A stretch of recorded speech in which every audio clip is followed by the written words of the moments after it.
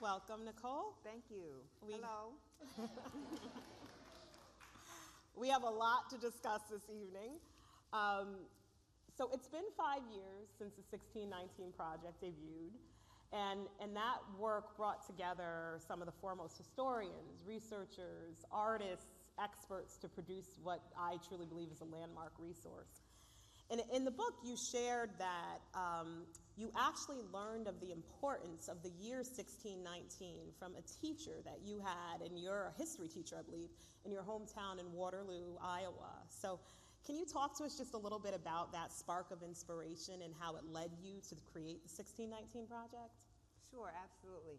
Do you guys notice how my outfit coordinates with this chair? That was not planned, but it worked out.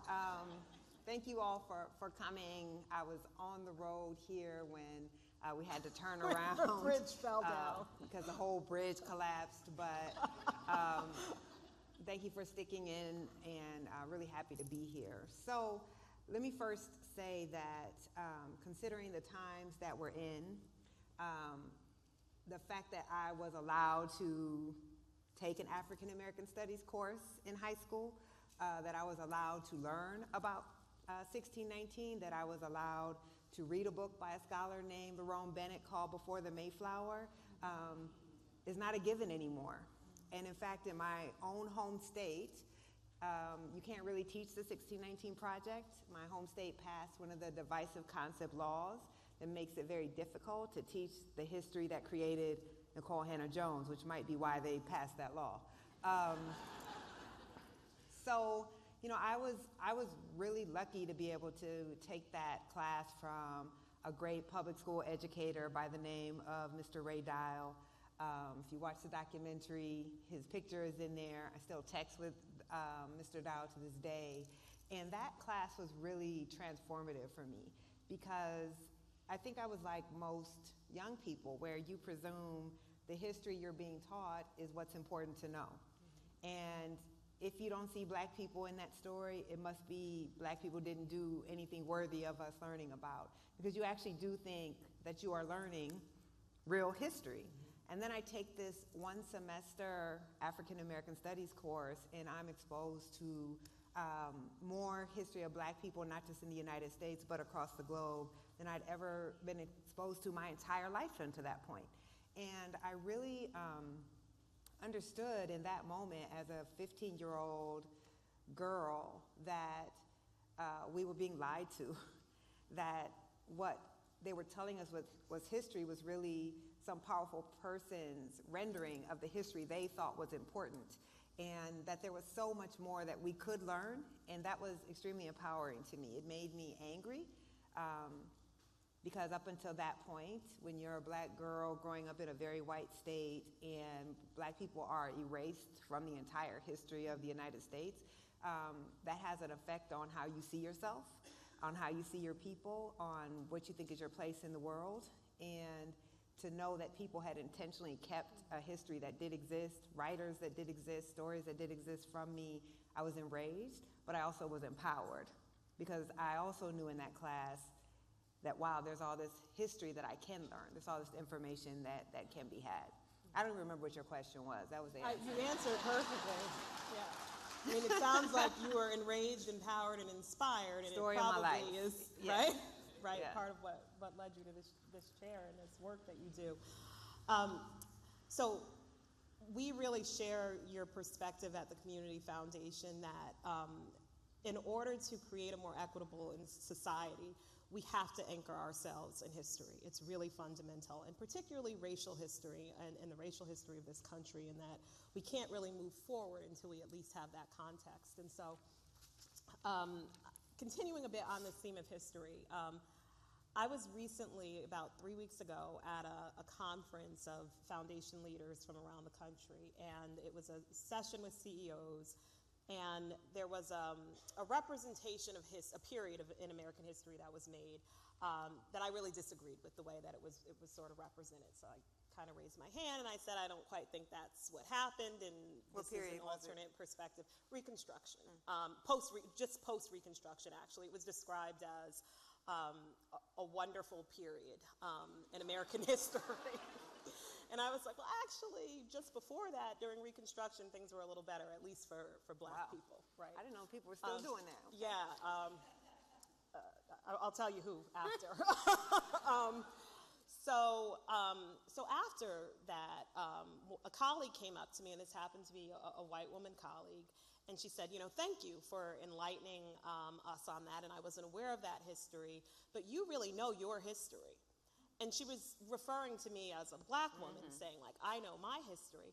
And I was really struck by that, because I was like, she situated that as something that was only about me. Yes. And black people, but that wasn't fundamentally American history. Yes. And so I'd love it if you could talk to us a little bit about the situation of African Americans in American history and how you see that connection. Yeah, absolutely. That's such a great example. And I say all the time that we've been taught a segregated history. And what the 1619 Project, I think, so much of the controversy of the project is arguing that you can't understand America if you don't understand slavery and the role that black people played, that America as it exists would be unrecognizable without black people. And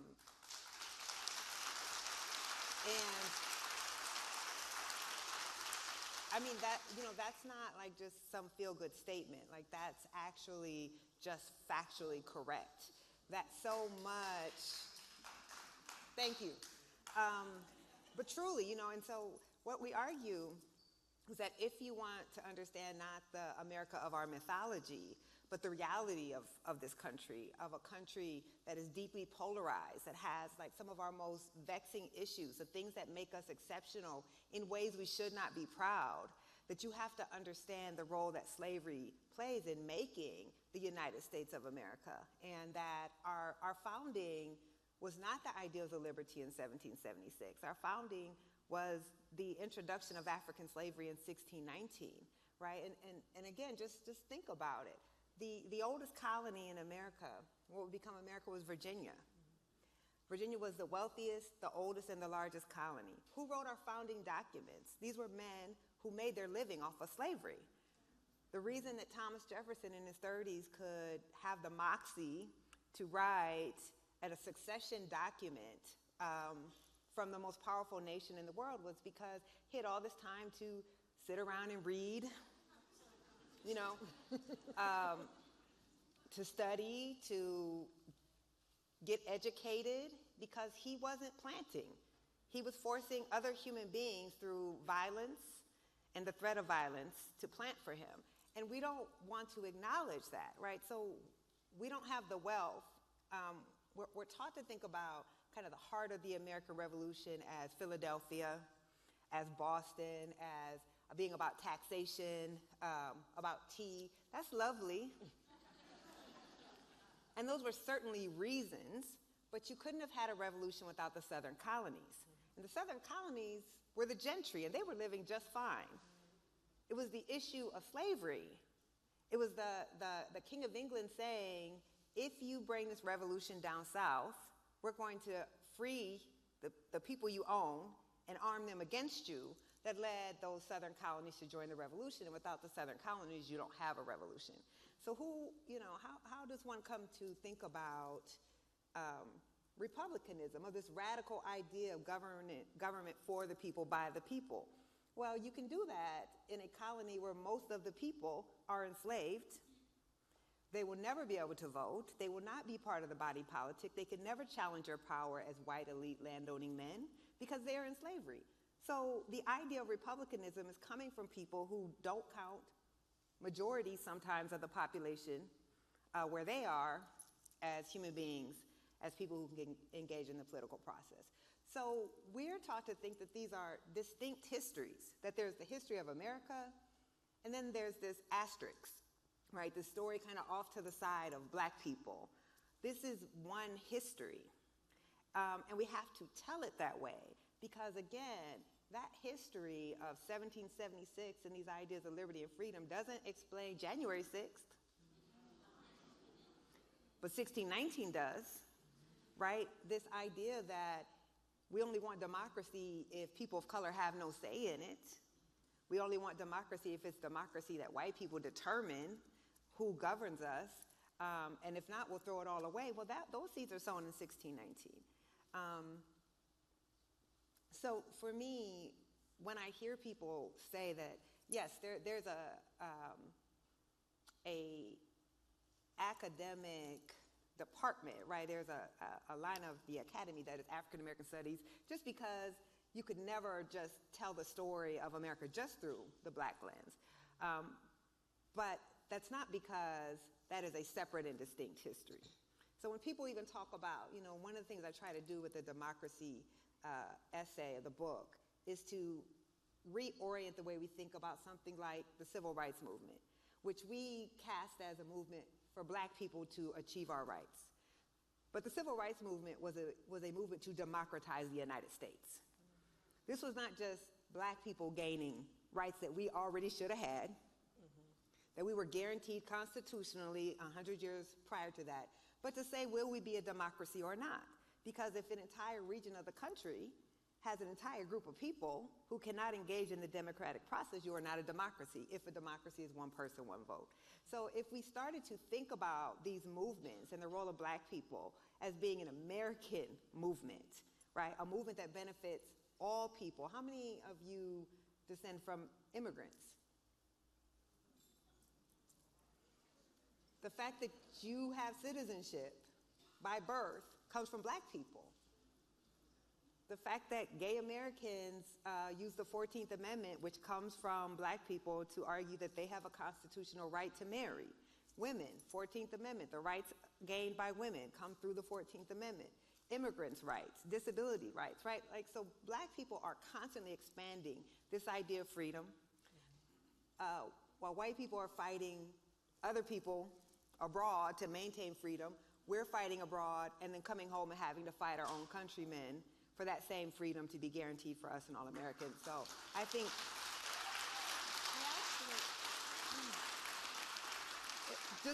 just to wrap that thought up, I just think about how you've been taught about Black people your whole life and our role in America your whole life.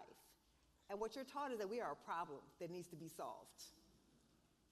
And you're never taught about how we have been the solution to so much that has been wrong in this country. I love that's such an important framing. I want to actually continue a little bit on this theme of what it means to be American. And so you sort of coined this theory of African American people being a people whose identity was born on the water. And I actually thought it was brilliant. I ran out and bought the book for my little girl. And the premise is basically that we are people whose genesis originates in the Middle Passage. We're people who are not fully African, yet as we've discussed, are fundamentally American, but haven't been able to fully participate in our Americanness. Yes. And so that theory was actually rather transformational for me in terms of how I think about my own racial and national identity as a descendant of enslaved Americans. And so I'm just curious if you could share a little bit about how your theories, or that theory in particular, or your work has shaped your own identity and your own, frankly, relation to your American identity. Well, one, to be clear, still very complicated. Of course. This work is accidentally the most patriotic thing I've ever done, because It makes a lot of sense. certainly didn't intend to feel that way. I mean, the beauty of what I get to do for a living, which I've now done for 20 years, is I get to read, and I get to think, and I get to read some more, and I get to work out in my own head and through my own process of trying to edify the public.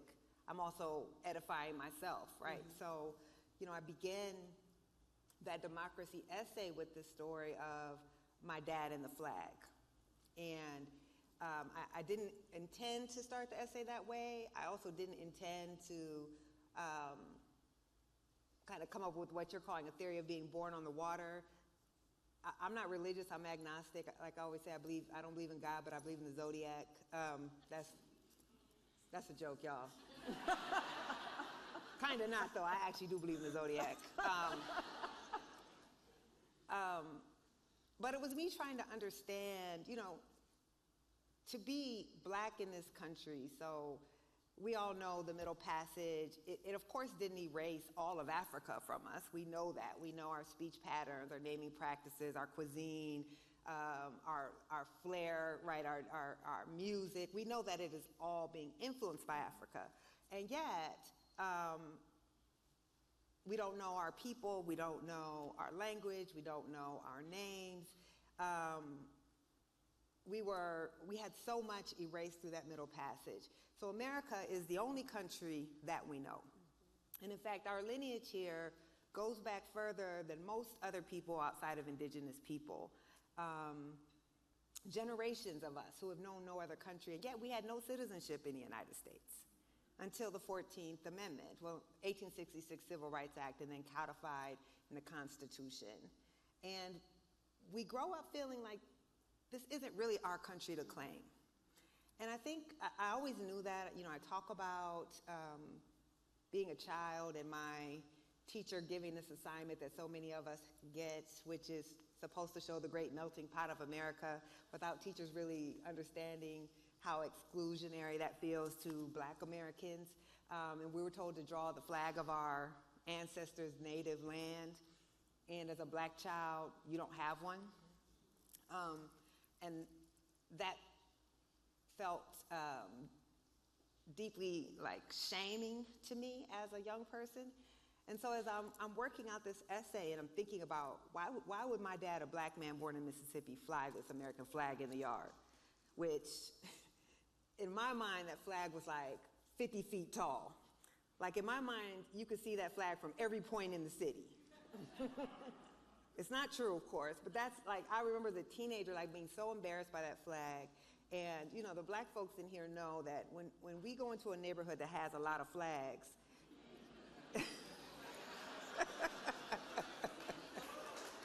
right? I don't even have to finish that sentence. I always say, when I'm at the New York Times and I open my mail and I see a piece of mail with an American flag on it, I already know it's going to be hate mail every single time, and it is, right? So we've had this very difficult relationship with the flag, and yet my dad was flying this flag. So me trying to understand that, trying to understand, why at the end of slavery, when white folks were literally willing to put us on ships and get us out of America, why did we choose to stay in the country that had enslaved us as a 13% minority? And realizing by reading the words of Thomas Delaney, of reading the words of David Walker, of reading the words of, Frederick Douglass, Sojourner Truth, Phyllis Wheatley, and understanding that they were saying, our ancestors built this country. We built this country. And how dare you tell us that we have to leave now at the moment of our freedom, we have to leave the country that we built for y'all. And there was something powerful in claiming that, in understanding that in that Middle Passage, when all of us from these different cultures on the continent get thrown together in this hull of this ship, we had to create new family. We had to create a new culture. We had to create a new way of speaking to each other because we were speaking different dialects. And there was that determination to go on. It's not something to be ashamed of. In fact, it shows an amazing power and amazing resilience, and that is our lineage as well. So I think I was trying to claim and understand that what my dad was saying was that this is our birthright. Whether our country respects that or not, whether our country treats us like it should or not, this is our birthright. And no one has the right to take that from us. And that was very powerful to me.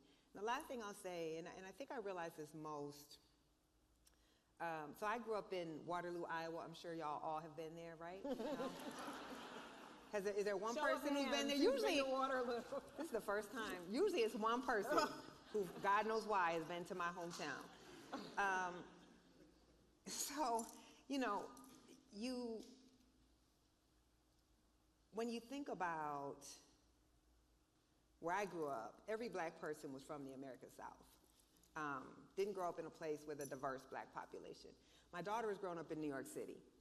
So she's gone always to black schools, but these are black schools with kids whose ancestors go to the American South, to the Caribbean, and even a few to the continent.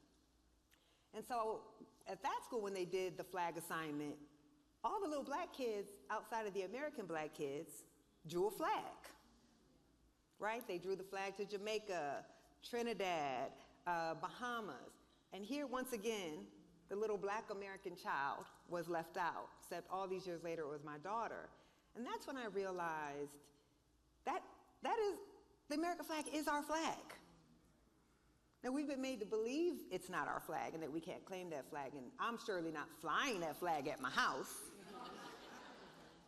But that is our flag.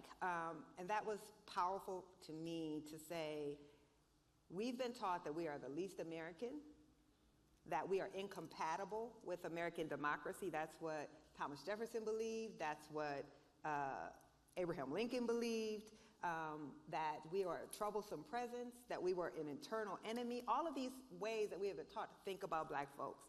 But not that we are the greatest democratizing force this nation has ever seen, its greatest freedom fighters. We made this country wealthy, and we have a right to claim the flag of the country we built like everyone else does. And that was, I think, what I was arguing. Well, now, whether we should is another question, but we do have the right. Well, I mean, I literally get goosebumps when I hear you talk about that because, you know, the same exact experience in terms of the narrative that you are able to tell yourself about your genesis and where you come from. And I do find it to be incredibly empowering to say that I come from a people that survived all this, yet still, yes. Right, yet still are contributing in such incredible foundational ways. So you started to go to democracy, so I want to kind of pivot there a little bit. You know, the current world we live in, right? The media, always on, attention-seeking, opinion-based, rather different in my assessment from the ones that, you know, you and I grew up seeing. There was a time where I think the media was almost seen as the fourth estate to exist to sort of hold public and government officials accountable, to inform the electorate. And I think we've drifted from that. That doesn't feel like where we are today. It feels like a new landscape. So you mentioned the word polarized earlier, and that is a place we are at as a country. So I'm curious, how do you see the work of journalism today in that context? And connecting it to democracy, like, is there a role for journalism in protecting or preserving or strengthening our seemingly very tenuous multiracial democracy? So yes, but I'm going to complicate that a bit. Okay. So, one, I still absolutely think that media still plays the same role. I think we often use television as synonymous with media. And I think that the print reports, often the broadcast radio report on any given day is doing tremendous accountability reporting across, you know, I'm putting together right now an investigative reporting course for Howard, and just looking at, just in the last year, what were some of the greatest investigative pieces that have been done, and I couldn't even teach 10% of them, right? So I think that we should keep that in mind. So it's there still. It's there, yeah. For sure. But I also think it is true at the same time that, well, before I go on to that, let me just say, when we were, well, you, because I'm very young, but no. But, I'm very young, too. You know, when we were coming up, especially if we go back to our childhood, there was no cable news, right? There were 3 news channels. We all had to watch the same news. And in some ways that was good because you trusted those 3 news channels, but who is you? Because black folks often didn't, right? Black people often did not think that the news was reflecting our experiences, and it wasn't. We certainly didn't feel the news was protecting our democratic rights, because it wasn't, until the civil rights movement forced mainstream media to cover the lack of democracy and the brutality and lack of rights that black folks had. So it's always hard to kind of look back at a golden era, because even what we consider a national golden era was not a golden era for news for a lot of us, right? And so what we have now, though, of course, is a very highly fractured news environment where we're not all sitting down together and watching the same 3 channels of news or reading our same local newspaper. We can get all types of news in all types of places, and we could filter out the news that's only the type of news we want to be exposed to. So on the one hand, that's problematic. On the other hand, that's very democratic, because what it also means is these small handfuls of powerful white people do not have all the control of all the levers of information anymore. In fact, I could start my own blog, or I can go on TikTok. Now, that can be a problem, but it also can be good. And a prime example is the coverage of police killings, right?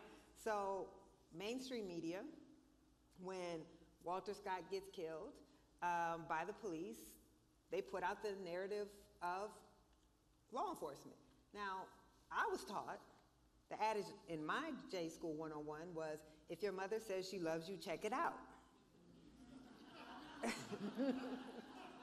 So what that means is, as journalists, we're not supposed to trust anyone, right? We're supposed to be skeptical of everyone, but especially power.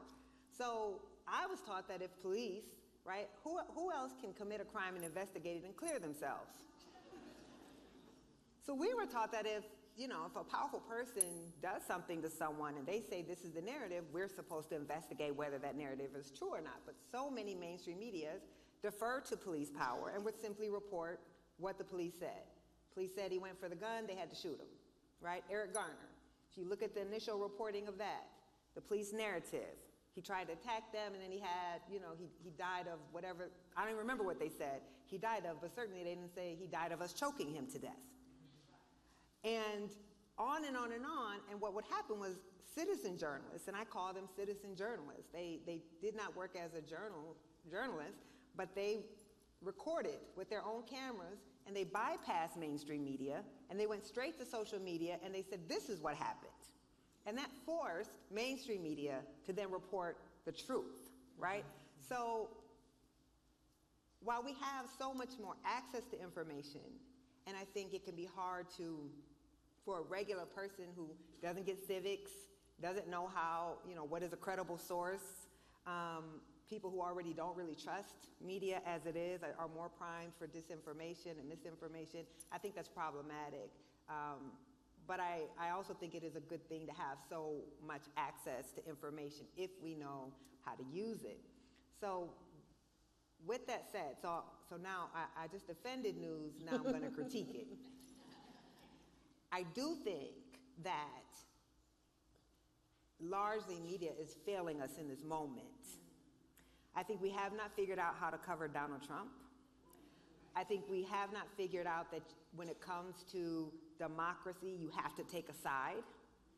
I think we believe in a forced neutrality that ends up meaning we don't tell the truth. And that this is a very dangerous period because we are unable to see rising fascism and authoritarianism when it happens here.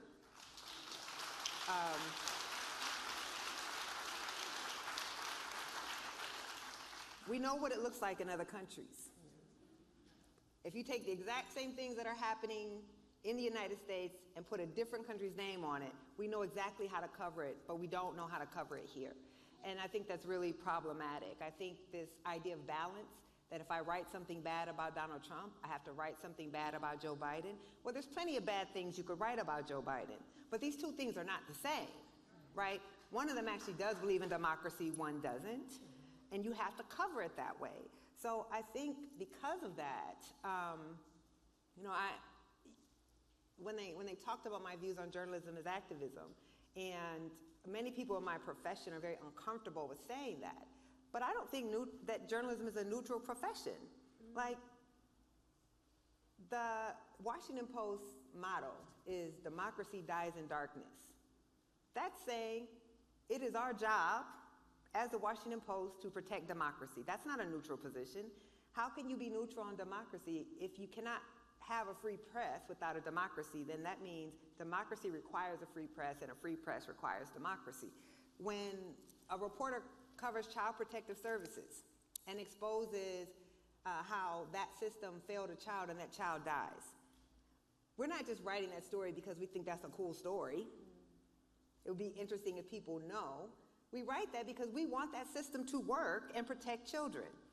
That's not a neutral position. So I think that journalism remains critically important, but also we're seeing fewer and fewer journalists, fewer and fewer people who are going to that county government meeting, who are covering that school board meeting, who are covering that state house meeting, even though the local news is the news that y'all trust the most over national news.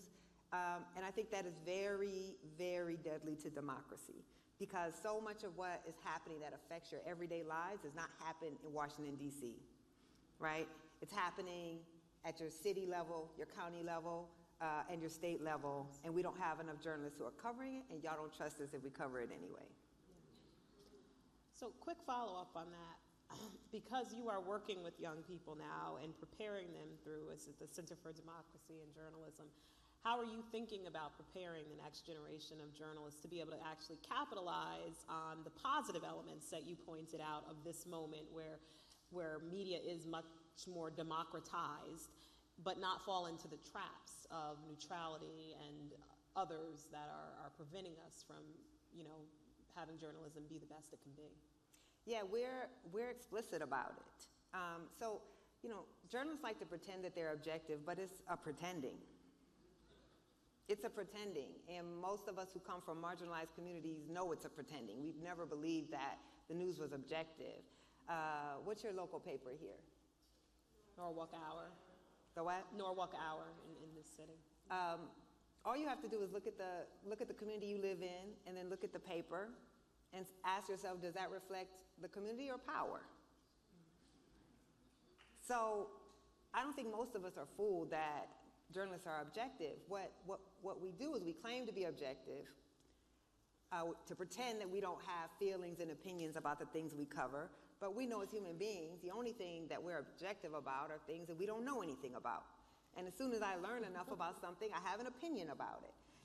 So I teach my students to be honest, that of course you have opinions about the things that you cover. And in fact, it's when you're honest about your own biases that you can report against them, versus pretending you don't have them, and then using your objectivity as a shield when people critique your coverage that's bad. So we teach our students that objectivity is not only not possible, but not something we should aspire to. Now, there's a difference between objectivity as a person and objectivity as a method. And so we teach our students objectivity as a method, right? Are your facts right? Are you fair? Are you accurate? Have you considered your biases and reported against them to make sure that if you have biases, they are legitimate? And some of them are, right? When I write about school segregation being bad for black kids, I'm biased. I don't think we should segregate our black children. But also, I have all the data and the research to back up how that's harmful to our children as I'm reporting it. So we really train our young journalists in the traditions of the black press. The black press could not pretend to be neutral in a country that denied us our basic rights of citizenship. We couldn't pretend that we didn't have a stake in our democracy, and we didn't have a stake in our government functioning well. We never had that privilege to do so, and I don't think that we have that privilege now. And so we train in that way. But make sure that your method is objective as possible, that whatever you write can withstand scrutiny, that no one can say that you were unfair to them or inaccurate. Mm-hmm. Yeah, I think that advice of sort of starting from the fundamental premise that everyone has bias is so it's so informative, I think, to every field, right? Like we think about that a lot in the work we do at the foundation and trying to advance equity. And so that's how we like for people to show up. Like, we don't necessarily know which biases everyone is coming to the table with, but if we start from that premise, it's easier to build to a place where you're breaking down some of those biases. But if we approach it as if that doesn't exist, you can't really solve it. So I think that is probably transferable for a lot of folks in the work they do as well. So I wanted to make sure that we got to spend at least a little time talking about your recent article in the New York Times. Which was fabulous, The Colorblindness Trap. Hopefully a lot of folks in our audience have read it.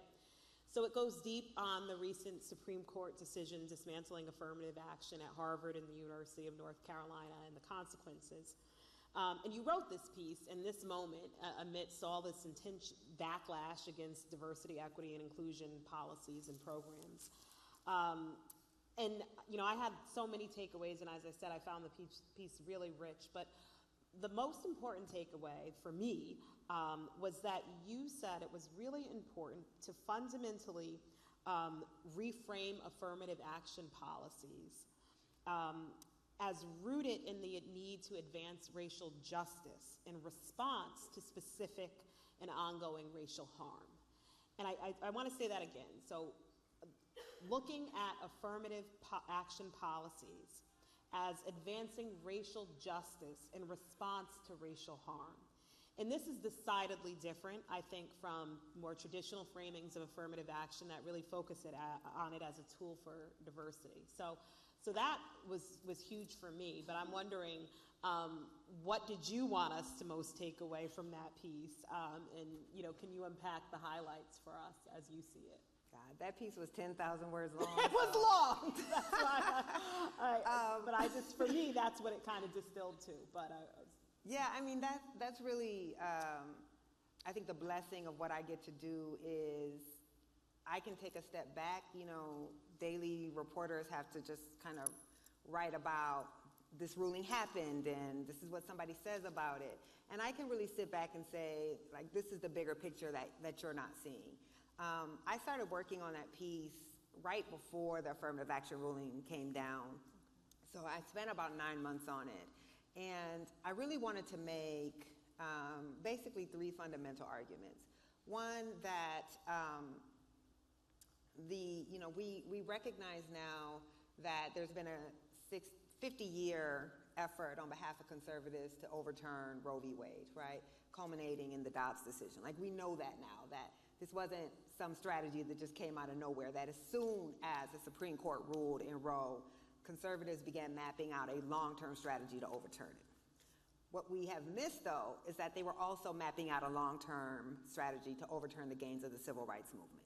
That as soon as Black Americans get our equal civil rights, there begins this backlash and an effort to also see judges, but more than anything, to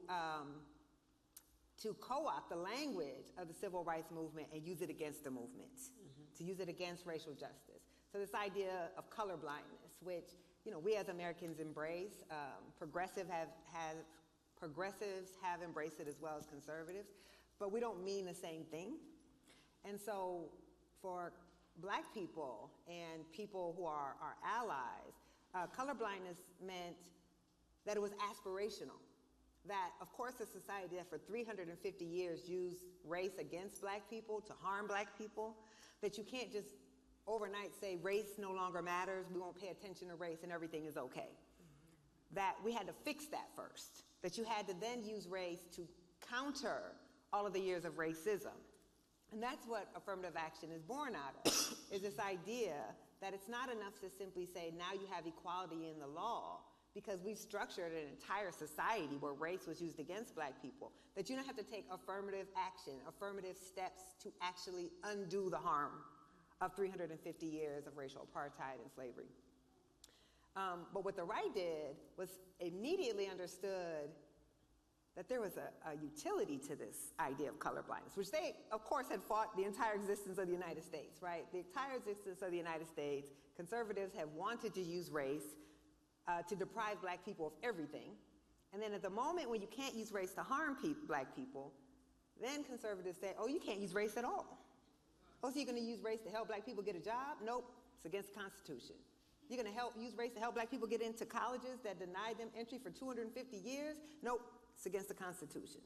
And so they turned the rhetoric of the civil rights movement, right? That one quote from Dr. Martin Luther King's 1963 speech about the content of the character. At that convening I was at. That they didn't even read the rest of the speech where it also says the government owes us, right? That the check came back marked insufficient funds. And they killed King not in 68, but 63. Because after 63, he starts talking about repair. A country that has done something special against the Negro must now do something special for the Negro. They don't talk about that. So they co-opt the language and they use it against us. So that was the first point. I'm going to try to be quicker on the other points. But that's how propaganda works. And we haven't had a good answer to that. Because the problem is that many people who call themselves progressives also embrace this idea of colorblindness. And also embrace this idea that there was nothing unique about the experience of people whose ancestors were enslaved. So we start using these terms like people of color, right? And it's good to be inclusive, except when it ends up excluding the very people who are on the bottom of society. So by doing that, it then made us vulnerable to the attacks that we're now experiencing. So affirmative action begins as a racial justice program for people whose ancestors had been enslaved in the United States and then whose ancestors had to live through the period of Jim Crow, that is the period of racial apartheid. It was specific to provide redress for those of us whose ancestors had been enslaved. But within a few years of that, we get the first lawsuit. So affirmative action exists for maybe 3 years, and there's already a lawsuit from a white man who didn't get into medical school. He applied to 11 medical schools and didn't get into any of them. But he sues the University of California, argues that these programs that are helping black and other racial minorities get into the medical school are now discriminating against him. And he wins. And so what the Supreme Court says is, of course, a court that has one black person on it, because that was not affirmative action all the 250 years of the Supreme Court up until Thurgood Marshall, that only had white men, was not affirmative action. Just the one black man on the court was. So what the Supreme Court says is that you can't use affirmative action as a tool of racial justice. You can't use it as a tool to redress past wrongs or current disparities. But you can use it as a free speech issue. That colleges have a right to create a diverse class because students are going into a diverse world. So in other words, affirmative action can only work if it benefits white people. That's the ruling, right? Because if you're saying, like, black folks don't need a diverse class. We are the diversity. We needed justice, but you cannot use affirmative action for justice. You can only use affirmative action because it is a public good to have a diverse class to go into a diverse world. Once the Supreme Court does that, then everyone else starts adopting this idea of affirmative action as being about general diversity. And once we do that, that leaves us open to the legal attacks. Because then what you have is people like Edward Bloom, who's the lawyer who brought down the Voting Rights Act, brought down affirmative action. What he argues is they're just looking at people's skin color and giving people advantage based on skin color. And to a degree, they were right. Because if you look at a place like Harvard, the primary beneficiaries of affirmative action are not descendants of slavery. They're everybody else, including black people who came here from other countries. Okay, so that's, sorry. I said it was 10,000 words, y'all, it's complicated. So my argument is we've allowed the tools, and they're suing under the 14th Amendment, which gives black people equal protection under the law, formerly enslaved people, and the 64 Civil Rights Act. Those two laws are now being used against black people who are trying to get justice. So think about that, right? They're literally deploying civil rights laws against black people trying to get justice. So the second argument that I'm making then is that we have to change, therefore, our own language to get back to an idea that these programs were created to help people whose ancestors had been enslaved in this country. And that it's not about race, but it's about lineage. That it's about a condition that people who migrated here from Africa in the last 20 years certainly faced discrimination, but affirmative action was not about addressing general discrimination that a lot of people experience. It was about helping those of us who have been in this country for generations and have never had an opportunity of equality. So I'm arguing for a Black ethnic group, that Black Americans are the only people, the only Black people who aren't allowed to have ethnicity, right? So you can be proudly Jamaican American, Nigerian American, Bajan American, but if we say as Black people, Black Americans who descend from slavery, that we have a unique culture and a unique experience and a singular disadvantage, then we're somehow not being inclusive. So I'm arguing for lineage-based affirmative action to say, you know, Harvard didn't deny Black people entry. Harvard denied people whose ancestors had been enslaved entry. The University of North Carolina, Chapel Hill, which was another, one of the two plaintiffs, African people were able to go to the University of North Carolina, Chapel Hill decades before Black Americans who descended from slavery were able to. We were prohibited by law from attending the university that we literally built with our own hands and could not be admitted until court order. So that's really my three arguments are: we have allowed our own language to be deployed against us. We have not, one thing that the right is very good at is messaging. We are very bad at it. We allow our own, you know, I have always hated DEI, and now I have to find myself defending it. Right? Like, I've been opposed to DEI because I don't think it's effective, right? I think that DEI has been a scam of corporations that haven't really wanted to do any racial justice work but hire somebody.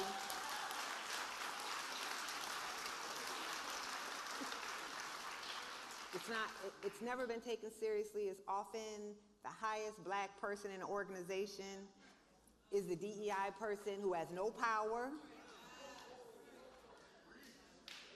And then No budget, often. no budget, no power, no authority.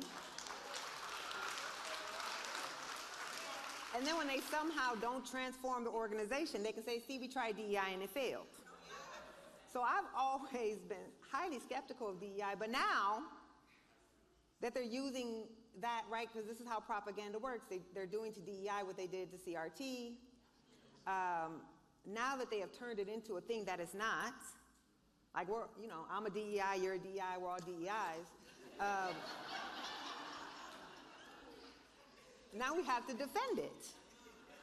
So this is the position that we're in. Instead of engaging in our own decades-long strategy, we're just always on the defense.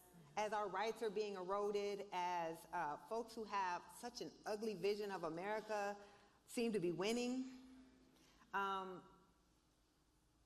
we're seeing these DEI offices under the name of free speech, right, being disbanded all across the country. But where's the counter-protest? Where's the fight? We're rolling over just like we rolled over on the CRT, as we were watching educators being purged, librarians being chased out of the library, our history being banned, and we did nothing. And now they're doing the same thing with diversity and inclusion offices all over college campuses, and we're doing nothing. So if that's not your question, but that's a lecture I'm going to give y'all tonight.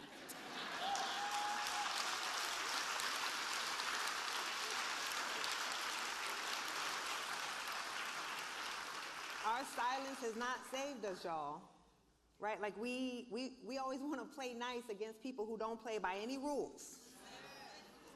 And it's not working for us. Somebody told me the other day, I'm just taking over. How much time we got? Sorry. I'm done. Somebody told me the other day, no, this is a sign that we're winning. No, it's not. No, it's not. Now, it is a sign that they're scared. That's true. I Right? have heard that a number of times. People They say are that, scared. so, They look yeah. at the demographics of the country. They see the shifts. But here's one thing we know. Demographics do not mean that we will win in whole power. My dad was from Mississippi. At some points, Mississippi was a majority Black state, and yet did not have a single Black representative from the local level to the state level. You can look at Mississippi now. It's the most heavily black state in the country. Not one black person representing Mississippi in the federal government or the state.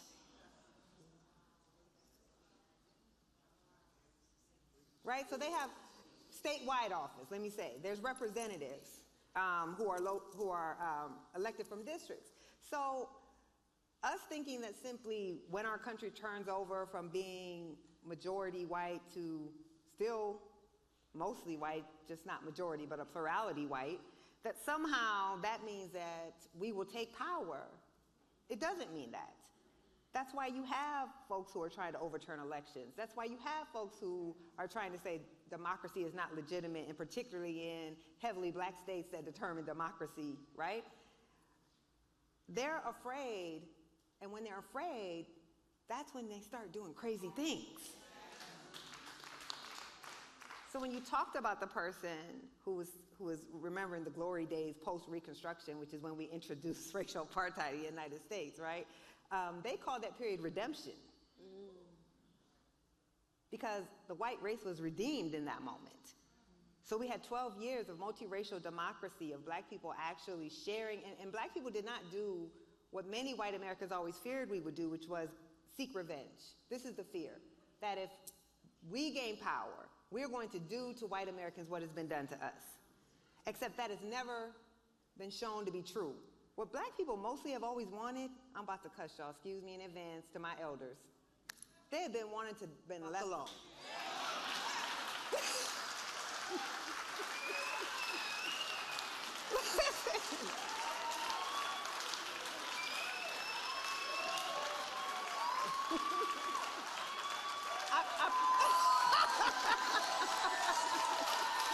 Look, they're like, it's time to go.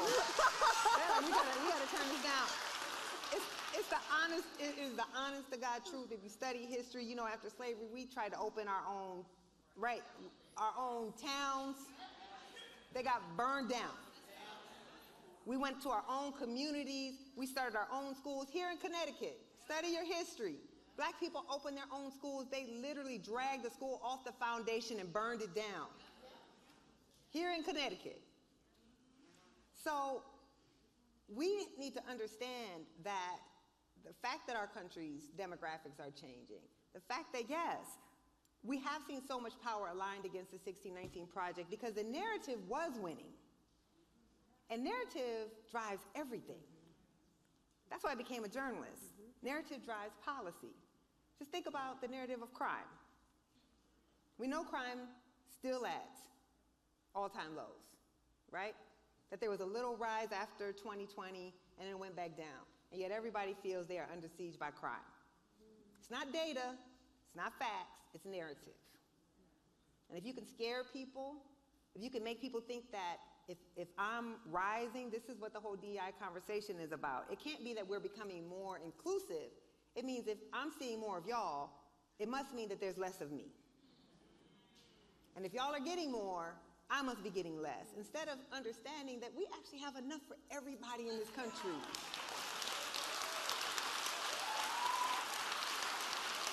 We do. And I'm going to tell you how we know. I'm going to tell you how I know, because I do study. She reads, y'all. I read, y'all, a lot. I think about this way too much. My mom is like, can you please just read a novel? Like, just please. So during the pandemic, now we're a country that, as I said, we're exceptional. We're exceptional in ways that we should not be proud of, right? Most carceral nation in the whole world. The whole world.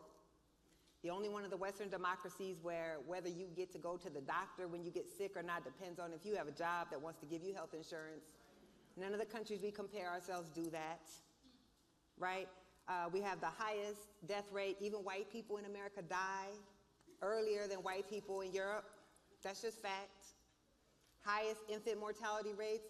Black women have some of the highest infant mortality rates in the world, but white women in America have the highest infant mortality rates among white people in all of the Western democracies, right?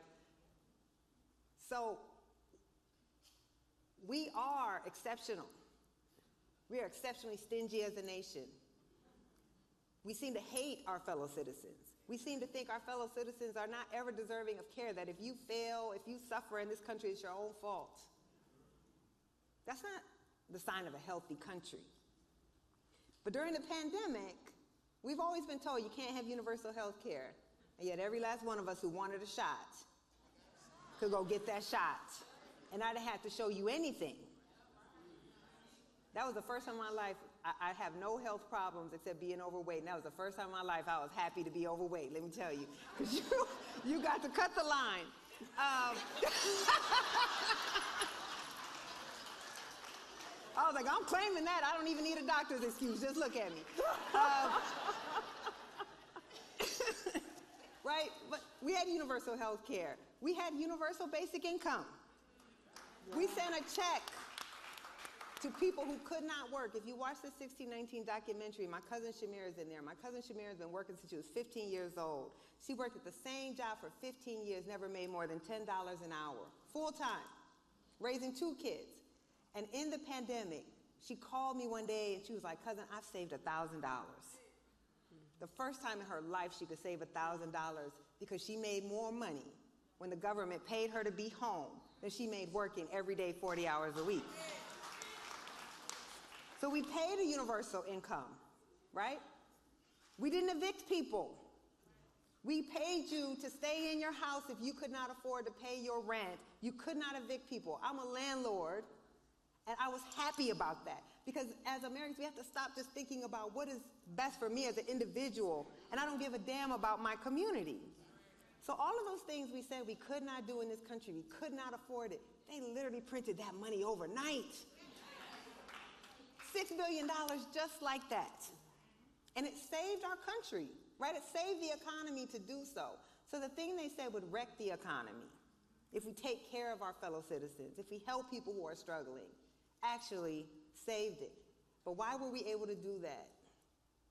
Because the people who were struggling didn't just look like me. So when we saw all those white Americans, and by the way, it's a lot of poor white people in America. It's more poor white people numerically than poor black people. Black people are disproportionately poor, but there are more poor white Americans. And they will hurt y'all to hurt more of us. So when you saw those long lines at the food, right? Remember all those cars? It's like we forget what happened 4 years ago. And so all those white folks who couldn't feed their families, all those white folks who had an unemployment rate that was typical of black people, like our everyday unemployment rate, now white people were experiencing that we realized we could actually get the will to do something to help people. And when did the tide change, y'all? Do y'all remember? Soon as the data started coming out on who was being hit worse by COVID. So in the early months, we didn't know the racial data on COVID. And remember, the story about COVID was it was older white people. Then all of a sudden, when we got the data, and those of us who cover this were like, we need the data because we know America, so we know black people are suffering the most, but we also know as soon as we get that data, this idea that we all have to sacrifice for each other would be over, and it was. So to open up the schools, to open up the businesses, you can just trace it. It all begins when we start getting the racial data, and all of a sudden now it's like black people are dying. Well, you should eat better. You should take care of yourself. It's not my fault. Why should I not be able to go to Red Lobster, which is now going bankrupt because of malfeasance? Y'all, they blaming that on black people too. You know they're trying to act like it was the all-you-can-eat shrimp. That was not us.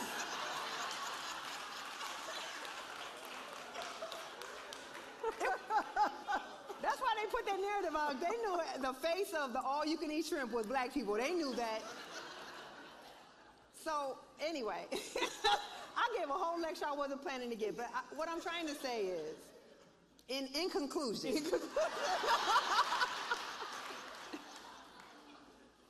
I'm just here for the ride. in conclusion, listen, I think the power of the 1619 Project, I'm bringing it back around, is understanding that whether we want to believe it or not, this is our shared history, and this is our shared struggle. And that part of what makes us so unique is all those, European countries engaged in the transatlantic slave trade. They built wealth off of slavery, but they enslaved people over here. And so they didn't have to deal every day with the people that they enslaved, which then allowed them to pass all of these amazing social programs to take care, to have a social safety net, to take care of their citizens. But we enslaved people here. And so much of our collective stinginess, our ability to just let Americans die, to let Americans suffer, to not want to help our fellow citizens comes because we can't grapple with the fundamental issue of America, which is race. And if we could grapple honestly with that, we will all live better lives. That's the argument. James Baldwin said that white people have to give up whiteness. But when he said that, he wasn't saying you have to be ashamed that your ancestors are from Europe, because whiteness is made up. You were not white in Europe. And as a matter of fact, many of y'all weren't white when you first got here.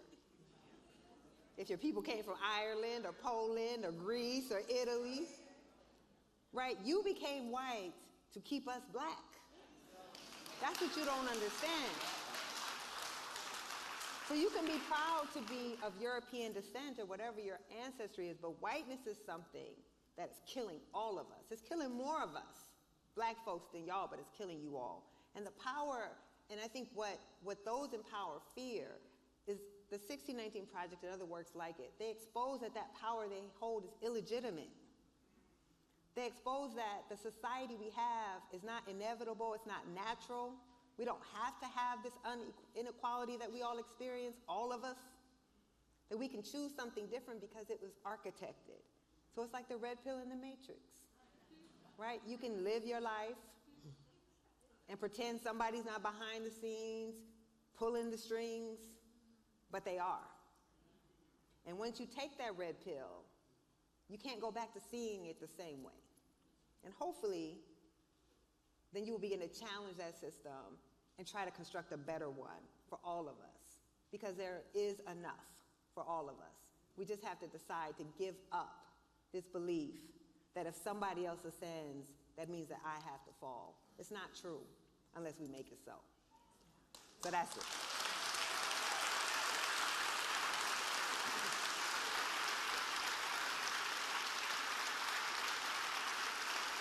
I feel so bad for you. I'm good. She's like, why am I even up here? Why am I here? I'm sorry. I'm sorry. It was brilliant. I had a lot on my chest, y'all. I'm sorry. That's what we brought you here for. It was brilliant.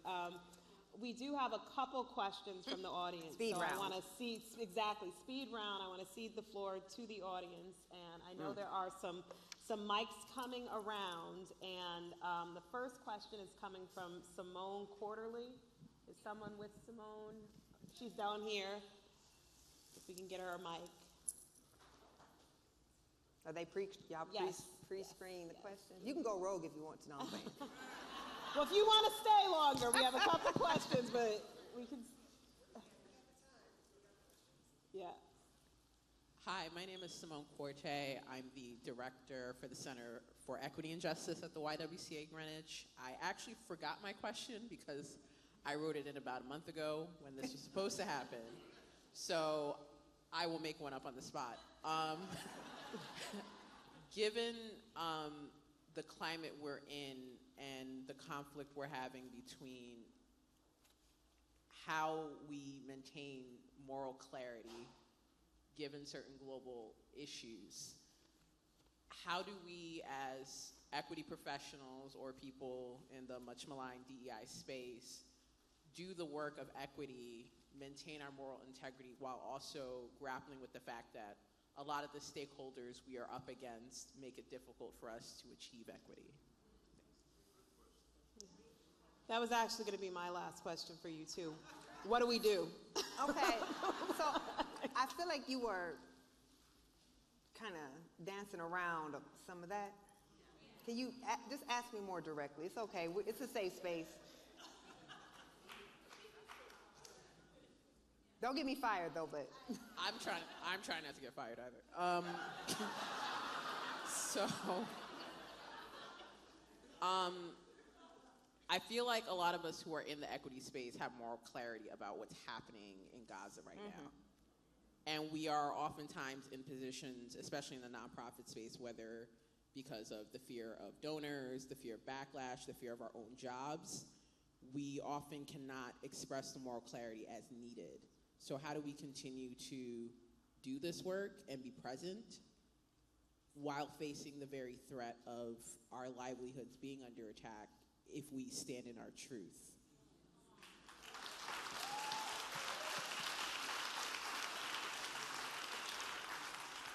So I made you ask the question directly, but I can't answer it for you. I don't know the answer. And I know it doesn't matter what field you're in, including journalism, right, which are supposed to have the voice of clarity, who are simply supposed to report the facts. There's a lot of censorship, both self-imposed and externally imposed. I think where I've come to realize, though, is I got to live with myself. And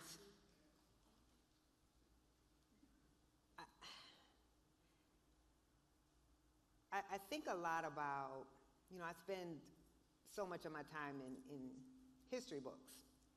And also, the great joy of my life has been being able to spend a lot of time interviewing the regular, everyday foot soldiers of the civil rights movement. Not the folks who would fly in and fly out, not folks who got press, but like regular people who lived in those communities, who knew by simply trying to assert their rights, they would be thrown off the land. They would be blackballed, they would be fired, and they could be killed. Most people didn't do it for those reasons. Not because they didn't believe in the movement, but they had to feed their children. They didn't want to die. But if there weren't those who had the courage to do it, I wouldn't be on the stage today, right? So I think we all would like to retroactively know what side we would have been on back then. And we all want to align with the folks who risked it all and stood up. But I think we all have to realize, and I say this all the time, where you are now is where you would have been back then. So I can't answer it for you. I can't say, what can you risk? I don't know your life. I don't know your circumstance. I know I have to make my own calculations every day, and we all do. But what I'm saying is,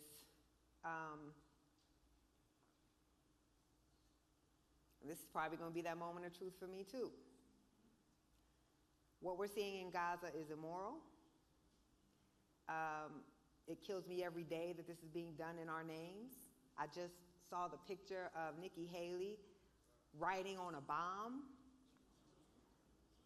Finish them. The moment we don't speak out against that, we've lost our humanity. And so the price that comes is the price that comes.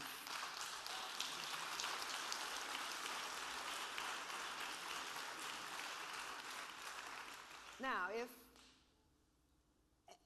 I do want us to just think about, like, even saying something like that, I have to sit here and make a calculus.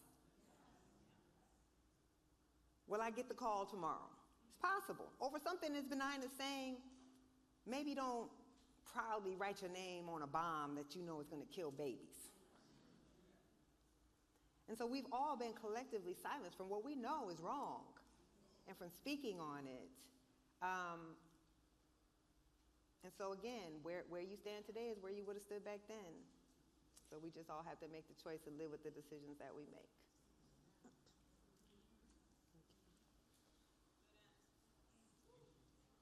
Jennifer Walsh. Ask me something light. Fashion, I like talking about shoes. I would say I know where it's going to go, but I don't anymore, so. Thank you. How do you see us healing and moving forward as a nation? I can't see you. She's in the corner. Her question was, how do you see us healing and moving forward as a nation? I don't. this is a hard time to feel hopeful. And I'm not a hopeful person in general. I always say, I contract that out to other people. That's not my thing. But I want to respect the sincerity of the question. I think we always want to get to the healing before all the work that has to be done that allows the healing to occur. First, we have to tell the truth. And the moment we're in right now shows we're not ready, even as a nation, just to speak the truth. Then we have to repair the harm. So it's not enough to say, yes, what we did was wrong, but deal with it. And we know this in our own interpersonal relationships, right? Like when we all go home for Thanksgiving and there's those wrongs. And I might be quiet about it while we're at the table so I don't hurt mom, right? Because mom wants us all to have a nice dinner, but I can't heal until you acknowledge what you've done to me and you make it right. So I think once we tell the truth and then we make repair and then we stop the harm going forward, because even if we repair the damage that's done, every day we go out as black folks into a world where we're still being discriminated against, where we're still not having our humanity recognized. Once we do all of that, then we can heal.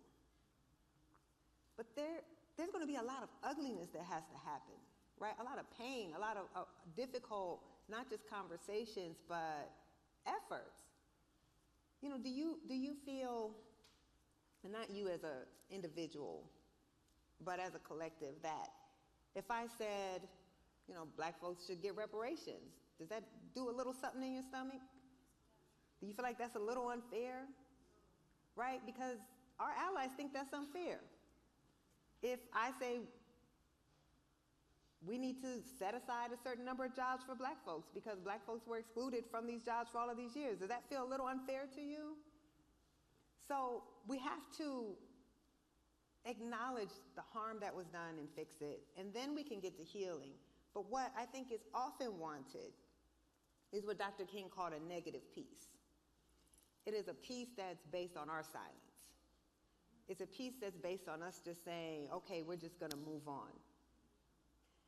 It's a peace that requires us to just accept that we will continue to be at the bottom of society in everything that we measure, that we will continue to struggle, that please understand most black folks don't live like me.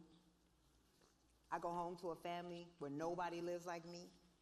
And the only way that we can right that, we either have to believe there's something wrong with black people, like pathological, that we're the only people in the world who don't value education, who like crime, who don't want our houses to be nice, who don't want to work. Or you understand that the conditions we live have been created by this society, and that only society can undo those conditions.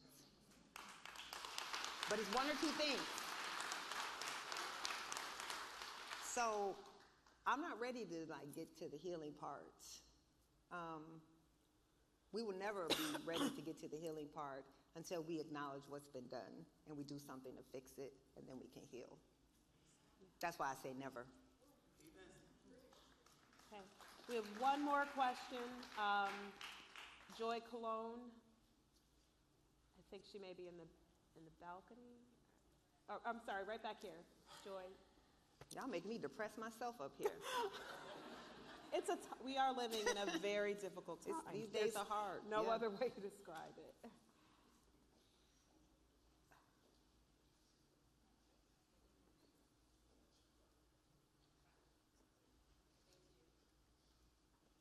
Thank you. Let me begin by thanking you for holding space and writing a book that keeps the world from forgetting. I had to write mine down because this is very emotional. I'm the first elected official who is black since the town's founding in 1639, where I live here in Connecticut. I'm serving my third term. I'm also an educator.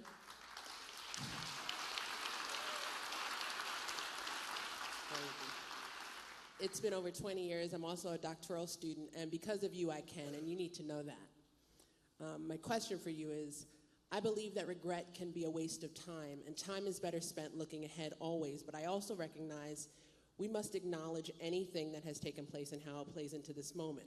If there were a singular choice you have made with this hindsight in mind that you would have chosen differently today, what is it? You think I'm gonna share it with y'all?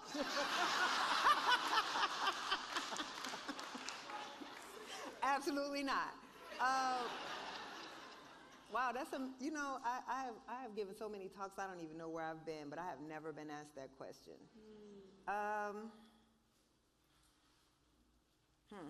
Yeah. In general, I don't have a lot of regrets because I don't really believe that they're useful, right? Like, I can't do anything about the past. I can't change anything.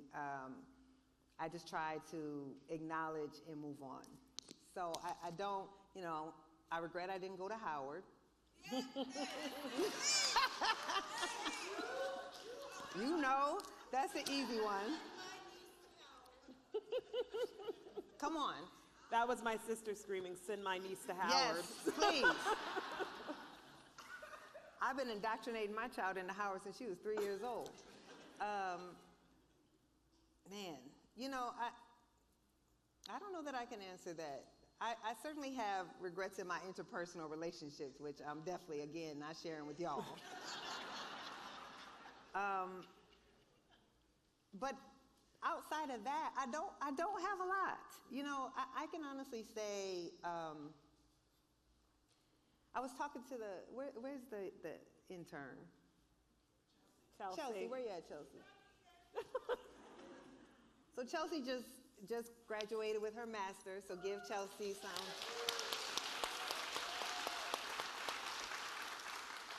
And I don't know how old you are, Chelsea, but when I graduated with my master's, I was 27 years old. And, you know, I started working when I was 11 years old. I had a paper route, then I had the tasseled corn, then I worked at the grocery store. I worked 2 jobs all through college. I graduated college and I had a job as an admissions officer, and then I had to work part-time at Subway because I earned so little money with a Notre Dame degree.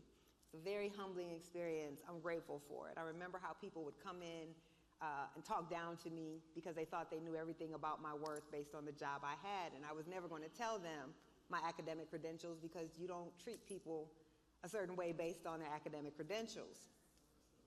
I went to graduate school. I started selling mattresses in graduate school, and my first job as a journalist, I worked as a journalist by day, and I sold mattresses on nights and weekends to make ends meet. I worked 2 jobs till I was 30 years old.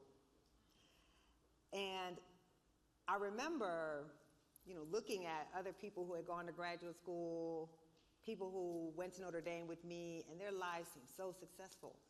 And I kept comparing, like, why am I 30 years old still working 2 jobs? Why am I selling mattresses with a master's degree from the University of North Carolina at Chapel Hill?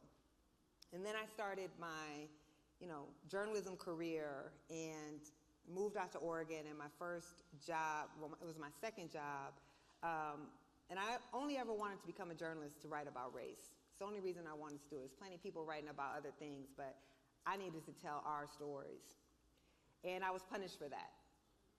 And I got called in by my editors who were saying, you know, you're going to pigeonhole yourself, you're biased. If you keep writing about black people, you're not going to be able to rise at the paper. Now, I'm a journalist, so that's when I started taking copious notes of all these meetings, making my own paper trail. And so I had to make a decision about, was I going to do the things that they wanted me to do that I knew if I did those things, right? I've studied power my whole life. I knew what I had to do to get ahead. I knew how I should look, right?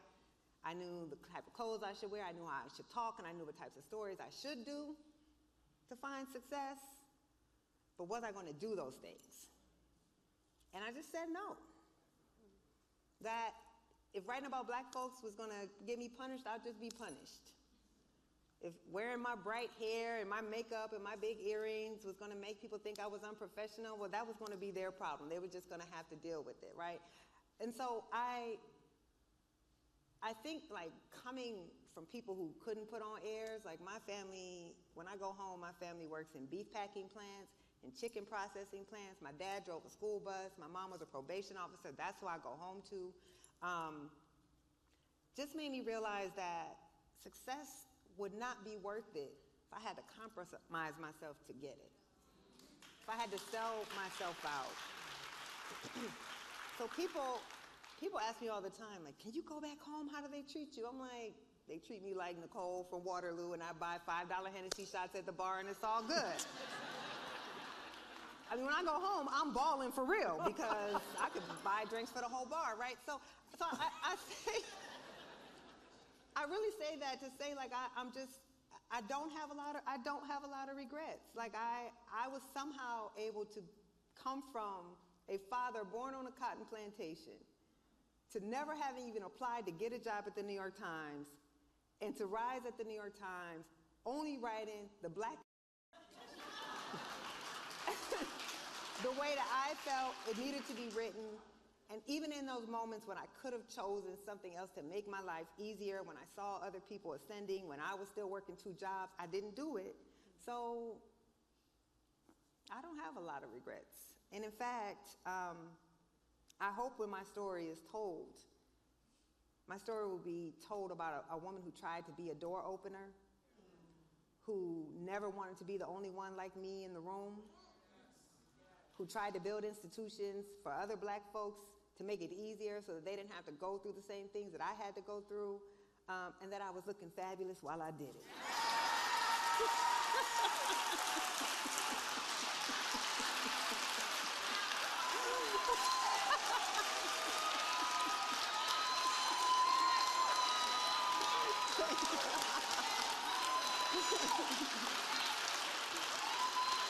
Appreciate y'all.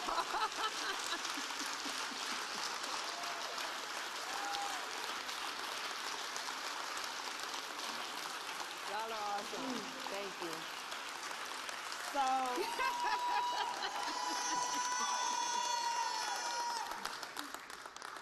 So I don't think you could have picked a better place to end than live in your truth, speak truth to power, and kick down the door. Yes. Thank you. So, thank you, Nicole, for your thoughtfulness. Yes. Thank you for being in conversation with me. It's a bit more of a monologue, but I appreciate it. It was such a pleasure. I was going to say let's hear it for Nicole again, but I feel like we'll never get out of here if I do that part.